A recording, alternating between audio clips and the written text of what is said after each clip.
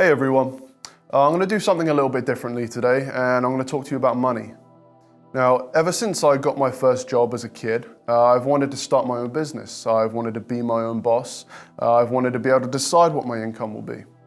I despise the idea of working for someone else. I despise the idea of working hard so that somebody else can make insane amounts of money.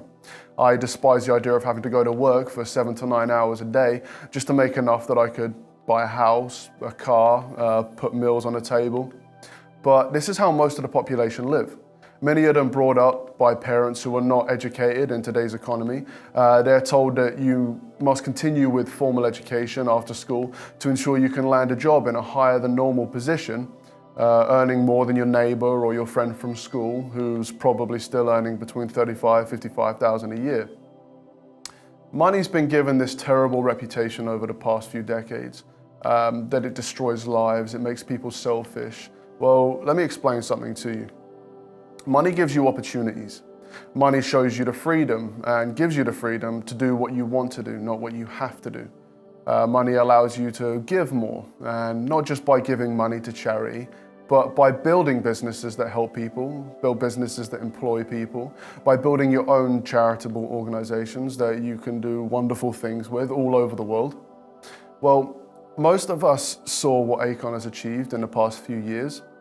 Most of us have seen what 50 Cent has been a part of with the New York Restoration Project, the Hospital for Children, and not to forget his goal to feed 1 billion children in Africa by selling a little energy drink in Western countries. Now, could any of you do that? Probably not. But because you don't have the money, right? Now, would you like to be able to? I know I would. It makes my day when I help an old lady load groceries into her car. It makes my day when I help somebody lose 10 pounds before their vacation. Now, imagine what it would feel like to be able to affect change that helps millions of people, right? For whatever the reason for all the negativity toward money, just stop. Thinking in this manner will stop you being able to get more of it. I'd like to share with you some thoughts that may help you understand how to actually make good money in today's economy, in today's environment. Now, as a disclaimer, I don't earn millions of dollars yet. However, I do like to think I'm on the right track. Now, the old and outdated money methods would have you hearing things like get a great education through a college or university, use your diploma or degree to get a job in the field that you want, move up the ranks as much as possible in order to increase your paycheck. So then you set aside 5, 10, 25% of your income each month to put into your savings account. Then you allow the government to take your hard-earned money and throw it in programs like the CPP in Canada, the 401k in the States, or even less efficient mutual funds in any developed market. Then you retire, you live off your small investments and savings in the hope that you'll die before you run out of money, to put it bluntly. After looking into the history of the economy, what happened with the Bretton Woods system when it collapsed, and then Nixon allowing the introduction of floating currencies, the money game pretty much changed, right? First of all, the population is far larger than it was in 1920, 1950, 1975. So when you plan on going to university to get your degree, you have to understand that there is far more competition than when your parents and grandparents went to school, okay? If you're a numbers person, according to Stats Can and Universities Canada, in 1975 there were approximately 592,000 students enrolled across Canada. And as of 2014, 2015, there's approximately 1.7 million students enrolled in universities.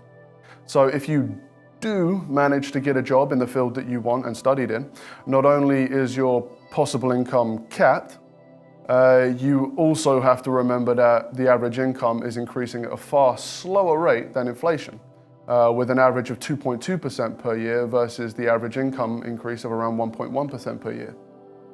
Now, you're earning an income. You start thinking, perhaps I should invest some money into my future so I can be ready for retirement. Well, most normal mutual funds that companies offer you and banks offer you have lots of fees. So watch out. So keep this in mind when you're given the opportunity. And saving money is only effective if you plan on doing something with it to make you more money. Having money sitting in an account earning the lowest possible interest for the rest of your life is a bad idea. The whole point of floating currency is that it's consistently moving and exchanging hands. So make sure it's being put to use. Now, you're 65 and you join the rest of the 60+ crowd whose biggest fear is no longer death, but outliving your pension or savings.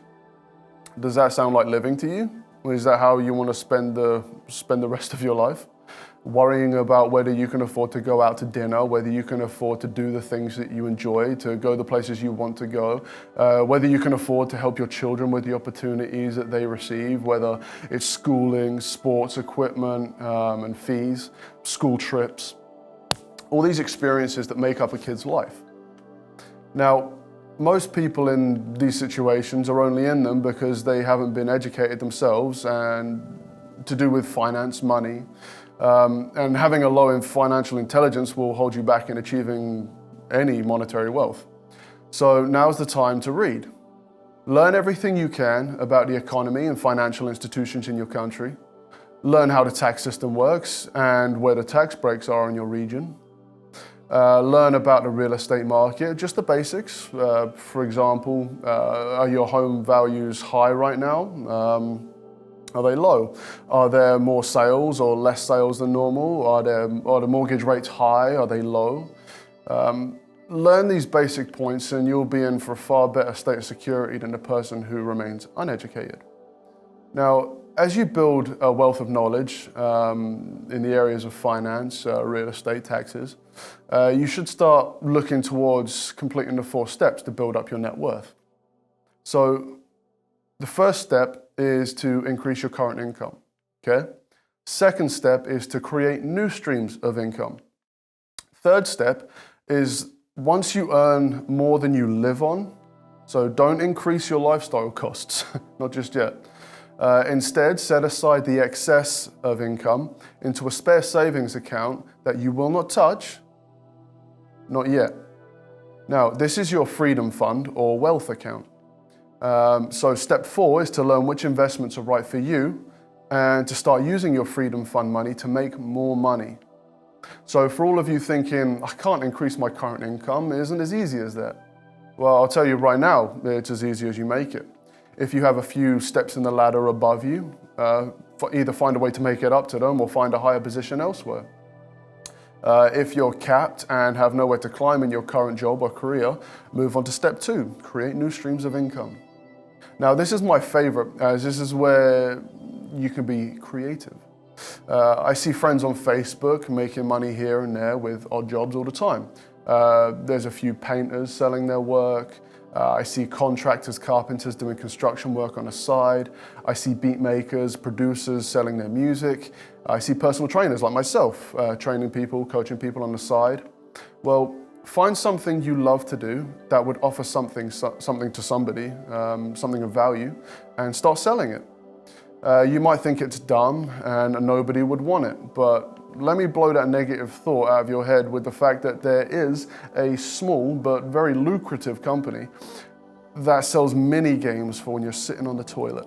That's right, bowling, mini golf, you name it. So, there's definitely people that would be interested in buying a little binder or a book of your recipes, perhaps an ebook on advice on a subject you're educated in and experienced in. Perhaps you like gardening and you can offer your services for a few hours at the weekends. Maybe you know how to play the guitar or play the piano and you can teach people the basics.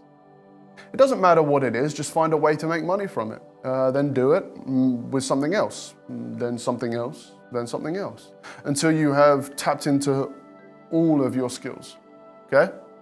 And step 3 is the hardest one. Despite what you may think, step 1 and 2 are easy in comparison and the most enjoyable steps. Step 3, now assuming you're able to live on your previous income, you take your new income and you place it in an account that you don't touch yet. Just let it build up while you learn all about investments. Increasing your income, seeing all that money coming in and not being able to buy that cool car you want, or the PS4 you've been thinking about, or the new TV, it's tough. But you'll be happy in a few years down the line when your net worth is far beyond anything your family has ever seen. Step 4 requires you to have learnt about the investments accessible to you. I'm still learning about these, so I'm not going to suggest any or give any advice on the matter.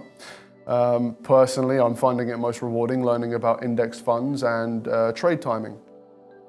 So the most important steps, and the ones I want you to focus on right now, is increasing your current income and introducing new streams of income. Don't try and save or invest if you only have a couple hundred or a couple thousand here and there. Just remember income, income, income. Okay? So start today, start planning, start putting it into motion. Nothing changes unless you do. Okay? So have a great week. Think about what I said. And don't forget to like the video, click the subscribe button, and I'll see you again next week.